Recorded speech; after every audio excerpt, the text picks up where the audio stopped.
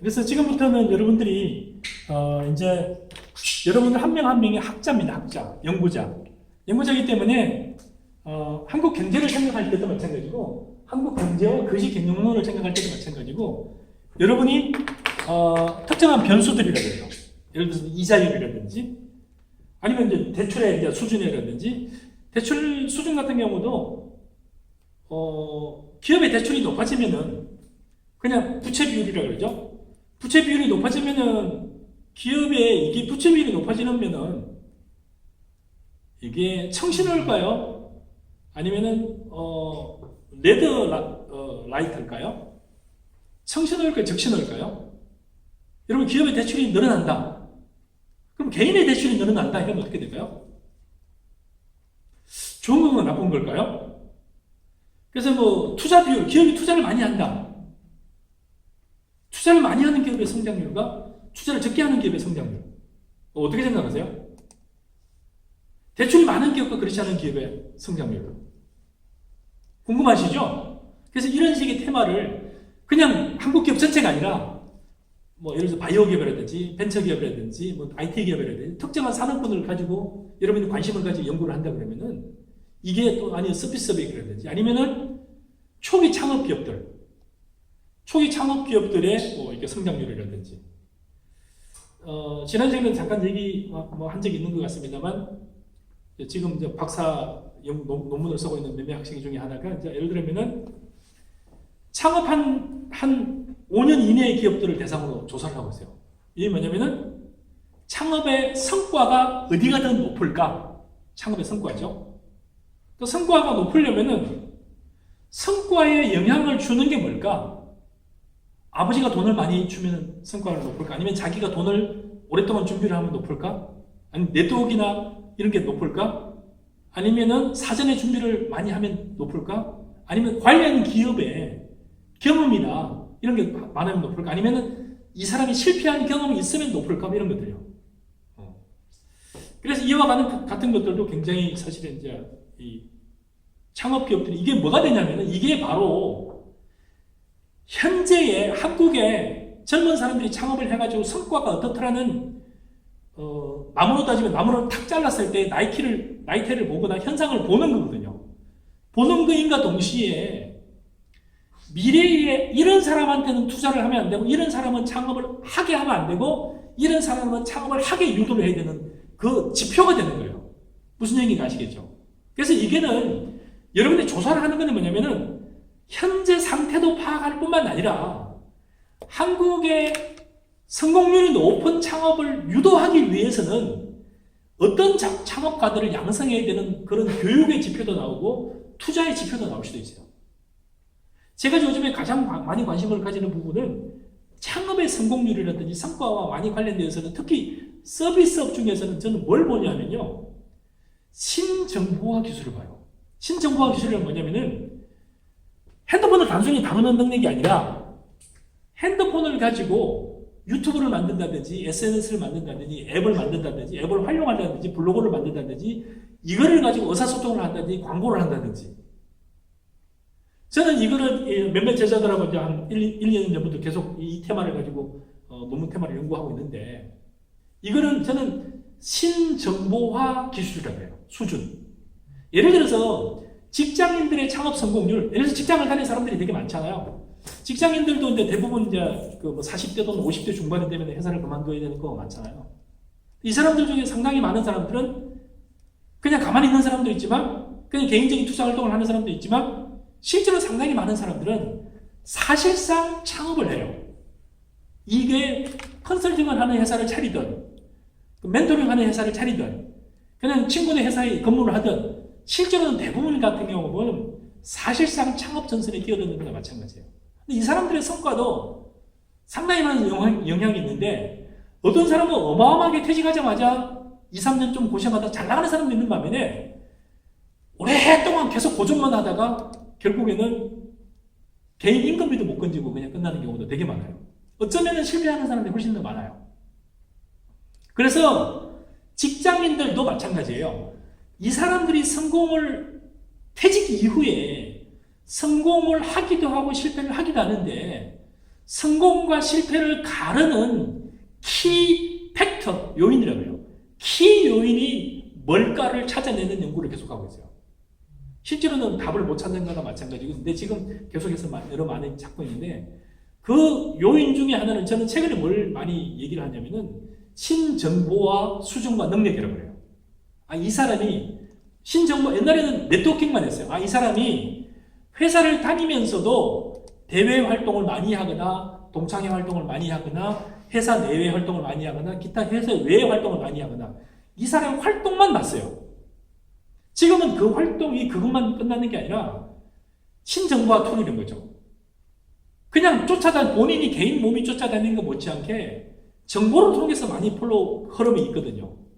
그래서 실제로 정보를 굉장히 잘 다루는 사람들이나 여기에 어느 정도 수준이 있는 친구들 같은 경우는 본인들이 자기 하고 있는 업을 갖다가 선전을 하기도 하고 알리기도 하고 또는 뭐 마케팅을 하기도 하고 고객한테 뭐 자료를 보내기도 하고 수준들이 너무나 편차가 심한 거죠. 이런 옛날에 직장을 다닐 때는 되게 못했는데 실제로 서비스업이나 어떤 창업을 했을 때는 성과를 직장 때 성과를 높았던 사람이 성과가 반드시 높는 게 아니에요. 오히려 신정보화 능력이 되게 높은 사람이 훨씬 더 영향을 미치기도 하고 지금 이제 논문 쓰고 있는 우리 몇몇 학생 중에 하나가 과거 직장에 본인의 성과가 좋았는지 신정보화 능력이 좋은지 기타 여러 변수들을 가지고 이제 결국 이 친구가 자신감이라든지 또는 노후 만족도 같은 게 있어요. 나는 이 이후에는 자신이 있다. 직장 생활은 되게 잘했는데 근데 퇴직이 거의 임박하거나 퇴직을 6개월 앞두거나 1년 앞두고 2년 앞두는데 자신감이 뚝 떨어져서 나는 뭐 할까 이런 사람도 있어요. 다시 또 돌아가 보면 우리가 두 번째 시간 끝나기 전에 자살이라는 걸 생각했어요. 자살 생각했을 때 누가 자살 생각을 많이 할까요? 자살 생각의 논문도 워낙 많으니까 예를 들면 청소년의 자살 생각만 하더라도 되게 다양해요. 얘가 부모 때문에 그런 건지. 자, 제가 잠깐 얘기했죠. 경제적 어떤 수준이 높으면 자살 생각을 많이 할까요? 경제 수준이 낮으면 자살 생각을 많이 할까요? 여러분 어떻게 생각하세요? 여러분 혹시 자살 생각 해본 적 있으세요? 나는 자살 생각을 해본 적이 있다. 나는 자살 생각을 아주 많이 한다. 나는 자살 생각은 거의 안 한다. 전혀 해본 적이 없다. 여러분의 경제 수준은 어때요? 쭉 하다 보면은 그냥 상식적으로 생각해보면 자살 생각은 아마 실제로 자살한 사람들의 원인들을 보면은 경제적 원인이 되게 많긴 하고 경제적 압박감이 되게 많긴 하거든요. 그럼 과연 이렇게 생각해 보는 거죠. 경제적 수준이 되게 낮은 나라 있잖아요. 네팔 같은 데가 자살을 많이 할까요? 스웨덴이나 노르웨이가 자살을 많이 할까요? 또 보면은 전혀 달라요. 경제 수준이 되게 높은 프랑스, 스웨덴, 노르웨이가 네팔, 방글라데시보다 자살률이 훨씬 높아요. 이걸 어떻게 설명할까요? 아니 경제적 이유 때문에 한국에서는 자살을 되게 많이 한 걸로 결과를 얻었는데 외국의 사례를 살펴보면은 경제 수준이 낮은 나라, 방글라데시, 네팔 같은 데 자살을 거의 안 해요. 경제 수준이 되게 높은 프랑스, 영국, 그 다음에 독일, 네덜란드, 벨기에, 스웨덴은 자살을 되게 많이 해요. 이거 어떻게 설명할까요? 그래서 실제로 연구를 해보다 보면은 굉장히 재미있는 결과들이 많아요. 다시 이제 그래서 실제로는 여러분 그러니까 연구를 답이 없잖아요. 답이 있는 건 할 필요 없어요. 해는 서쪽에서 떠서 동쪽에서 떠서 서쪽으로 넘어가더라. 연구 가치가 전혀 없어요. 그건 진리잖아요. 당연히 그렇잖아요. 근데 어떤 패스저는 중소기업의 투자율이 높을수록 기업의 성장률이 높을까? R&D 투자 비율이 높을수록 기업의 성장률이 높을까? 기술 기업에서? 아니면 한국의 바이오 기업들은 R&D를 많이 할수록 성과가 높을까? 그래서 보면은 또 혁신이라는 걸 생각해봅시다. 슈페트라는 경제학자가 혁신이라는 용어를 거의 처음으로 사용하다시피 하고 그 이후에 많은 이제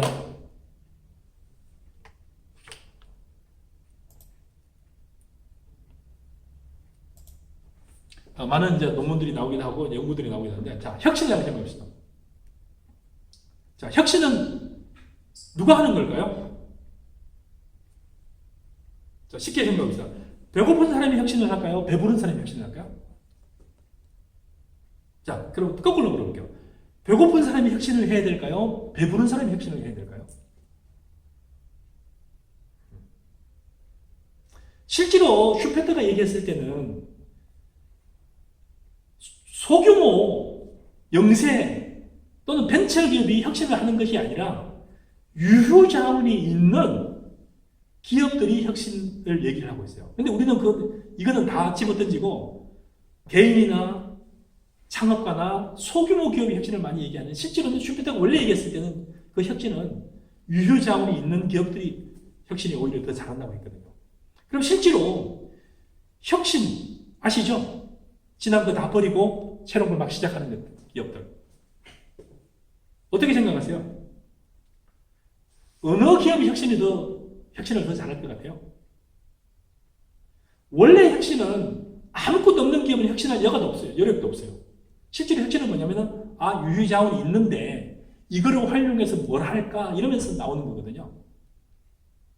모든 게 바닥이 났어요. 유효자원이 없어. 하루하루 생존에 급급해. 혁신의 여력이 있어요? 거의 없죠. 그래서 생각해보면은, 자, 신생기업에서 혁신을 많이 하는지, 장소기업에서 혁신을 많이 할까? 궁금해요. 이런 부분도 여러분들이 연구 한번 해볼 만하죠.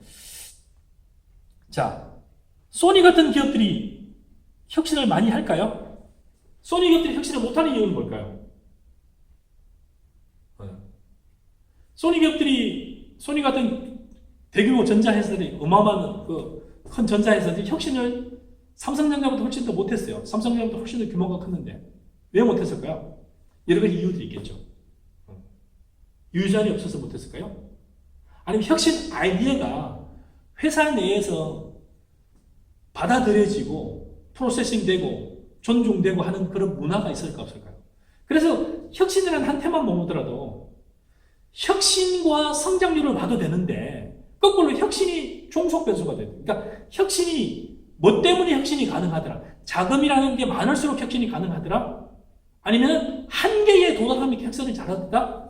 아니 유효장이 많을수록 혁신이 잘 되더라?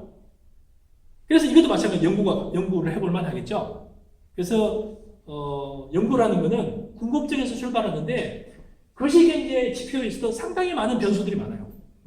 부동산 가격도 잠깐 얘기했습니다만, 자, 부동산 가격은 기업의 성과를 높이는 데 도움이 될까요? 한국의 부동산 가격 수준이 높아질수록 한국의 경제에는 도움이 될까? 아니면 부동산 가격이 높을수록 기업의 경영에는 도움이 될까? 부동산 가격 수준과 성장률은 어떨까요? 그럼 부동산 가격이 굉장히 낮아지면 기업 경영에 도움이 되거나 한국 경제에 도움이 될까요? 한번 여러분들 한 번 더 고민해 보세요.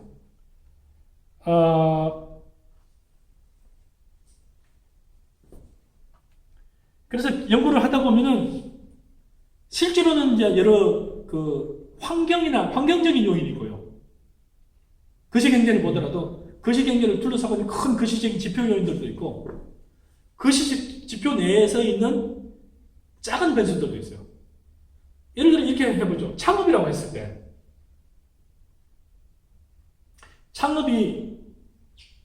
창업가들이 되게 많이 나오는 조건이나 여건이 있을까요? 지금 한국이 현재는 어떻다고 생각하세요? 창업을 막 하고 싶으세요? 막 하기 싫으세요? 우리나라는 어떤 나라일까요? 그래서 실제로는 이제 거시경제는 한 지표와 지표를 개념과 개념을 관계를 살펴보는 이런 연구도 할 수도 있지만 조금 전에 했던 뭐 취업의 조건이라든지 창업의 조건이라든지 또는 뭐 혁신의 조건이라든지 이런 것들을 쭉 연구를 하다 보면은 혁신은 언제 일어날까? 창업은 언제 활발해질까? 등등의 연구들을 하게 돼요. 옛날에 제가 어릴 때 가장 좋아했던 게 권투. 복싱. 자, 한국에 어릴 때는 복싱이 되게 인기가 있었고, 제가 어릴 때만 하더라도, 뭐 초등학교, 중학교 때만 하더라도, 권투 선수가 어마어마하게 돈도 많이 벌었어요. 그때 당시에는 홍수환이다, 장정구다. 권투 한 게임 하면 해서 이 파이터머니라고 그러죠. 한 게임 하면은 거의 강남 아파트 한 채가 떨어지는 거죠. 그래서 수많은 사람들이, 심지어는 권투뿐만 아니라 올림픽 금메달을 따면은, 제가 어릴 때는 기능 올림픽이 되게 유명했어요. 그래서 나는 어릴 때, 난 열심히 공부를 해가지고 공고를 가야지 이랬어요. 제가 꿈꿨던 공고가, 창원 공고를 가야지, 구미기계 공고를 가야지, 뭐 이랬었어요. 왜요? 거기 가면은 공짜로 학교를 보내주고, 졸업하고 나면 기사 기능사가 되고, 그리고 기능 올림픽 나가서 금메달을 따면은 더욱더 뭐 이게 거의 영웅 대우를 해주고. 그러면 그게 뭐예요? 제가 어릴 때 꿈꿨던 거는, 진짜로 어릴 때 제가 초등학교, 중학교 때 꿈꿨던 거는 아주 어릴 때는 복싱 선수를 꿈꿨고요. 그 다음에 제가 중학교 때는 빨리 고등학교를 가가지고 그때 당시 창원 기계공고, 구미전자공고 뭐 이랬어요. 이게 뭐예요? 이 공고를 들어가면은 기술자가 되어가지고 기능올림픽 나가가지고 기능올림픽 메달을 따가지고 돈도 벌고 뭘 좀 해야지 이랬었어요. 근데 그때는 꿈을 꿀 수 있었던 게 뭐예요? 막 새마을운동을 거쳐가지고 우리가 5차 경제개발 5개년 계획 막 세우면서 한참 이게 기술 인력들에 관해서 우대를 하던 그런 정책을 쓰던 시절이에요. 그러니까 눈만 뜨면 나오는 TV 뉴스가 뭐예요? 한국이 기능올림픽 나가서 금메달을 몇 개 땄습니다. 한국이 기능올림픽에서 1등을 했습니다. 1박 2일이 오는 거죠. 그러면 그때 나오는 TV 드라마의 대부분은 뭐예요? 초등학생부터 어린아이들이 꿈꾸는 게 뭐냐면 나도 기사 기능사가 돼야지였어. 실제로 호서대학교가 저희 호서대학교잖아요. 호서대학교를 설립한 자금이 어디서 나왔느냐? 이 자금이 어디서 나왔을까요? 제가 알기로는 우리 학교 설립자분께서 그때 당시에 아주 오래전에 기사 기능사 시험과 관련된 업에 종사를 하셨대요. 그래서 어마어마한 돈을 벌으셨대요. 그때 당시에 어마어마한 돈이 얼마인지는 모르지만, 그래서 그 돈을 가지고 기사 기능사 관련되는 이 시험지를 만들고 채점하고 뭐 이런, 그래서 그 돈을 가지고 현금 2억인가요? 이 돈을 가지고 최종 출발해가지고 호서대학에 출발한 거예요. 그래서 호서대학교는 사실은 이제 여러분 잘 모르겠지만 대성중학교라는 데도 저희 호서학원의 관련 학교고요. 대성중학교, 대성고등학교, 호서전문대학, 호서대학교. 호서대학교 천안에서 출발했습니다만 아산에 100만 평 이상의 캠퍼스를 가지고 있고, 전국에서 아마 캠퍼스가 가장 많은 학교일 거예요. 우리는 아산에 본교가 있고요. 천안 캠퍼스로 출발부터 했죠. 인문사회는 천안 쪽에 있고요. 아산 캠퍼스가 본교가 있고요. 그 다음에 서산에 있는 당진 캠퍼스가 있고요. 서울 캠퍼스가 있고, 캠퍼스만 해도 4군데 캠퍼스가 있어요. 그리고 중학교, 고등학교까지 다 있고, 전문대학까지 있고. 이 학교가 출발하게 된 출발점이 뭐였어요? 기사 기능사 시험지 관련되는 사업을 하신 거예요. 설립자분께서. 어쨌든 그때 저도 꿈꿨던 게 뭐냐면 나도 빨리 기사가 돼야지, 기능사가 돼야지. 수십 년 전에 꿈꿨던 꿈을 꿨던 이유가 뭐예요? 지금 난 창업해야지, 창업 안 해야지 하는 이유가 뭐예요? 창업을 하기 위한 조건과 여건과 문화가 조성되어 있어야 되는 거죠. 권투 선수들이 거의 요즘에 우리나라 배출이 안 돼요. 그 수많은 권투를 꿈꾸던 사람, 저도 그래서 어릴 때 한 몇 년간은, 2, 3년간은 매일 뛰고 이런 샌드박을 치고 이랬어요. 이유가 뭐예요? 나도 권투 선수가 해야지 하는데, 또 그것도 어느 순간에 지나고 나니까, 이제 중학생 막 지나고 나니까, 그것도 한물 지나갔어요. 꿈을 꾸게 되는 이유가 뭐예요? 꿈을 꾸게 되는 이유는 뭐가 되는 거죠? 꿈을 꿀 수 있는 여건과 환경이 조성이 되면 뭐예요? 개인들이 활동하게 되는 거죠. 제가 SCP 모형을 했어요. SCP, 스트럭처, 구조인 거죠. 컨덕터, 행동들이 달라지고 퍼포먼스가 달라진다. 그래서 구조가 그때는 무슨 구조였어요? 기능사가 되면 돈을 번다. 권투 선수를 하면 돈을 번다. 그럼 사람들이 뭐 하게 돼요? 수많은 사람들이 권투 선수가 되기 위해서 수많은 도장들이 생기고 수많은 공고들이 나오는 거죠. 용산공고, 구미전자공고, 창원기계공고부터 시작해서 수많은 공고들에서 지원을 하는 거죠. 하는 이유가 뭐예요? 나도 기사 기능사가 돼야 돼. 이때는 상당히 많은 사람이 기술 기술 지상주의였고 기술 최고주의였죠. 그래서 권투 선수가 배출되기 위한 생태계, 기사 기능사를 사람들이 어린 나이들부터 많은 사람들이 꿈꾸는 조건들이 나와야 되는데 그 조건이 실제로는 뭐였어요? 그 조건이 누가 조성하는 거죠? 우리나라는 전반적으로 조성이 돼야 되는 거죠. 그래서 실제로는 이제 뭐 이렇게 하다 보면 뭐요? 권투 선수가 막 되는 것도 뭐예요? 인기라는 게 되고, 선수가 나오게 되고, 프로모션을 하게 되고, 돈이라는 게 나오게 되고, 뭐 이렇게 되는 거죠. 필리핀 같은 경우에도 굉장히 킥복싱 같은 게 많이 나오는 이유가 뭐예요? 킥복싱 산업과 문화가 형성되어 있는 거죠. 하물며 안 좋은 것도 마찬가지죠. 마약이라는 시장, 마약의 트라이앵글, 미얀마부터 시작해서 태국부터 시작해서 그 나오는 그 특정 지역이 마약이 탄생할 수 있는 건 뭐예요? 마약에 탄생할 수 있는 조건들이 나오니까. 그럼 마약 산업의 성장에 영향을 미치는 게 뭘까요? 찾아보면 되는 거죠. 그게 뭘까요? 우선은 그 근처 기후가 좋아. 정세가 불안정해. 그리고 사람들의 끊임없이 죽더라도 가서 마약 시장에 가서 종사하겠다는 사람들이 막 몰려들어요.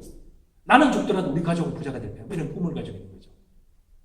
하물며 악의 축이 성장되는 데만 하더라도 그 조건들이 있어요. 한국의 사이비 종교들이 되게 많아요. 사이비 종교가 성장하는 조건이 뭘까요? 우리나라가 기본적으로 여행이나 기본적으로 바탕이 많아요. 뭐예요? 옛날부터 미신이나 뭐 이런 가지 우상이나 이런 거 되게 많잖아요. 숭상하고 숭배하고 절하고 기복신앙이 엄청나게 밑받침이 되어 있고, 그 다음에 뭐예요? 상당히 많은 기독교라는 게 있고, 그 다음에 약간 변형된 특이한 종교들이 있고. 그래서 전 세계에서 기독교 계열의 사이비 종교가 가장 많은 나라가 대한민국이에요. 교수들도 많아요. 얼마 전에 신천지도 보셨지만 신천지만 있는 게 아니에요. 기타 종교도 되게 많아요. 통일교를 비롯한 전 세계 사람들이 야 거기는 어떻게 그렇게 교수들이 많으냐 하고 굉장히 많은 의아해하고 있어요. 그래서 어쨌든 우리가 잠깐 봤을 때 이것도 연구를 해보면 되는 거예요. 야, 이 사람들이 왜 이렇게 신흥 종교들이 성장을 할까? 신흥 종교들이 탄생하는 조건이 뭘까? 하다 보면 뭐 때문이라는 게 나오잖아요. 그 시기의 지표를 제가 그냥 막연하게 보면 굉장히 어려워 보이는데, 제가 권투 선수가, 한국인이 왜 권투 선수는 지금은 안 나올까? 20년 전에는 뭐가 달라져서 많이 나왔을까? 이 연구를 하다 보면은 관계와 관계를 찾아보게 되고 그 관계에 여러 원인들이 있겠죠. 여러 원인들 중에 뭐가 가장 큰 원인일까? 아까 잠깐 얘기했잖아요. R&D 투자라든지 뭐 기업의 성장률이라든지 이런 것들 도대체 뭐가 영향을 미칠까? 이태원 클럽의 문화도 마찬가지. 이태원이라는 이런 코로나를 최근에 이제 2차 확산을 시키는 주 전원제가 되고 있는데, 이런 놀이 문화가 탄생하게 된 것은 뭘까? 뭐 때문에 그럴까? 동성연애자가 늘었기 때문에 그럴까? 아니면은 약간 자유주의 때문에 그럴까? 뭐 이런 것들. 사실은 월남전이라는 거를 여러분들은 어떻게 보고 있는지 모르죠. 월남전이 미국의 사회에 어마어마한 영향을 많이 미쳤어요. 그냥 미국이 베트남에 가서 많은 군인들이 죽었다 이게 끝나는 게 아니라 미국 문화 자체를 엄청나게 변화를 시켰어요. 사실은 이제 베트남 전쟁으로 인해 가지고 뭐 알리 같은 경우는 베트남 전쟁 탄생 안 해도 감옥도 갔다고 뭐 이랬습니다만, 뭐가 탄생하냐면은 베트남 전쟁에 가서 굉장히 많은 사람이 죽고 결국 전쟁에 패배했지만, 미군 철수하고 이랬지만, 실제로는 베트남 전쟁이라는 걸 통해 가지고 문화가 굉장히 많이 바뀌어요. 특히 젊은 층의 문화가 되게 바뀌었어요. 왜냐하면은 나도 끌려가서 곧 죽을지도 모르니 그럼 뭐예요? 죽기 직전에는 뭐 하는 거죠? 하고 싶은 거 막 마음대로 하는 거죠. 그래서 그때 당시 많이 탄생했던 문화가 뭐냐면 히피 문화 같은 거 있잖아요. 통기타 들고 막 머리 길르고 막 마약 마시고 막 마리아나 피고 하여튼 가장 미국 문화가 좀 문란했던 그 약간 혼란스럽고 문란했던 시대가 월남전이 극에 달했을 때가 됐어요. 미국 전체가 휘청거리니까 미국 기성세대 같은 데도 많이 봐주는 거죠. 용납하는 거죠. 쟤들이 전쟁 나가 죽을지도 모르니까 쟤들이 그런가 보다. 그리고 반전운동 같은 거 할 때 보면 거의 대부분 뭐예요? 반전운동의 상징이 뭐예요? 통기타에다가 담배에다가 뭐 이런 것들, 마리화나에다가 뭐 이런 것들. 그게 굉장히 이렇게 대유행을 했던 이유도 그것이 유행하기, 지금 같으면 거의 상상도 못 하는데, 그게 베트남전이 한참 있던 시절에는 미국의 히피 문화부터 시작해서 여러 문화를 주도했던 주 문화가 된 거죠. 그래서 이태원 클럽의 이런 클럽 문화가 탄생하게 된 조건들을 살펴보면은 여러분 연구 논문이 탄생할 수도 있는 거예요. 그래서 사실은 이제 또 제가 이태원 클럽 같은 경우도 살펴보면 결국에는 환경이 있을 거고 특정한 수용성도 있을 거고 규제라든지 시장 같은 것도 있을 거고 여러 가지 조건들이 나오는 거죠. 그 다음에 사실은 이제 한 두 가지만 더 얘기를 하고 수업을 하지만 첫 번째는 벤처 기업들이 탄생하기 위한 조건들도 있고요. 벤처 기업들이 성장하기 위한 조건들도 있어요. 그 조건들을 연구해 보다 보면은 여러분이 이제 거시 경영론이잖아요. 특히 중소기업이나 벤처 기업이 탄생하기 위한 조건들을 보고 탄생하기 위한 관련되는 변수들은 뭔지를 연구하다 보면은 재미있는 결과들이 나올 수 있고 이걸 가지고 여러분들이 연구를 하셔도 돼요. 또는 우리 학생들 보고 학생들 중에 누군가하고 연구를 했으면 좋겠다는 부분이 제가 드라마를 옛날에 가끔씩 좀 인기 있는 드라마를 보는데 드라마를 볼 때마다 안타까운 거는 왜 저 사람을 저런 제가 보는 거는 특정한 주인공들만 계속 직업군이 계속 나와요. 그러다 이게 뭐가 되냐면은 그 직업군만 굉장히 희망을 하고 꿈꾸게 돼요. 그렇게 되면 뭐가 돼요? 상당히 많은 부모님들이 상당히 많은 학생들이 지금 특히 올해 같은 경우에는 대학을 다니고 있는 공부 잘하는 대부분의 공대생들이 다시 재수를 하고 있어요. 이거 반수라 그러는 학교를 다니면서 재수를 하고 있어요. 왜 그래요? 의대를 가려고 꿈꾸고 있어요. 왜 그래요? 드라마의 주인공들이 대부분 의사니까. 이와 같은 것들도 다 뭐예요? 그래서 제가 이제 사실은 우리 학생 중에 누구 하나 이걸 가지고 논문을 썼으면 좋겠다는 거는 드라마의 이 주인공들과 사람들의 사고방식. 얘들 때문에 사람들이 인식이 중고등학생들이라든지 젊은 사람 인식이 굉장히 뭐가 돼요? 인식 변화가. 너는 뭐가 되고 싶으니라는 걸 물어보면서 얘가 왜 그런 생각을 하게 됐을까? 왜 그 직업을 부모님들은 꿈꾸게 되었을까? 그래서 학생들을 대상으로도 물어보고 싶고요. 부모님을 대상으로 물어보고 네 자녀가 뭐가 되었으면 좋겠냐 했을 때 대부분 뭐예요? 우리 아들이나 딸이 본부장님이 되었으면 의사가 되었으면 좋겠고 변호사가 되었으면 좋겠다고 그러고 있어요. 왜 이런 생각을 하게 되었을까? 뭐 때문에? 라고 했을 때 저는 가장 큰 원인이 드라마 같아요. 실제로는 제가 주장하는 것은 저는 무슨 주장이냐면 드라마는 조작이 되어야 된다 이렇게 주장하는 사람이에요. 오히려. 그럼 내가 만약에 드라마를 쓴다면 내가 만약에 드라마 방송을 내 마음대로 편집을 한다면은 의사가 변호사가 주인공은 다 퇴출을 시키고 누가 주인공을 만들겠어요? 실제로 상당히 많은 도전하는 사람들. 진짜 괜찮은 꿈을 꾸는 사람들이 도전하고 성취하는 과정을 보여주는 드라마를 계속해서 만들면 어떻게 되세요? 지금은 아니지만 10년, 20년 뒤에는 수많은 사람들이 꿈꾸는 사람들이 나올 거라는 거죠. 그래서 반드시 지금 현대 상태의 드라마는 완전히 퇴출을 시키고 새로운 드라마로 조작을 해야 된다라고 주장을 하는 사람이에요. 이유는 뭐예요? 제가 생각하는 변수들과의 관계는 지금 사람들이 나는 우리 아들은 의사를 시켜야지 이 생각이 바뀌게 하려면은 의사를 시키면 뒤지게 고생만 하더라. 실제로는 피만 맨날 보더라. 맨날 병원에서 잘못하면 죽게 되더라. 그럼 차라리 뭘 꿈꿔요? 우리 아들이 진짜 유능하다면 사업가를 꿈꾸는 그런 나라를 만들어야 된다고 생각하는 게 제 생각이에요.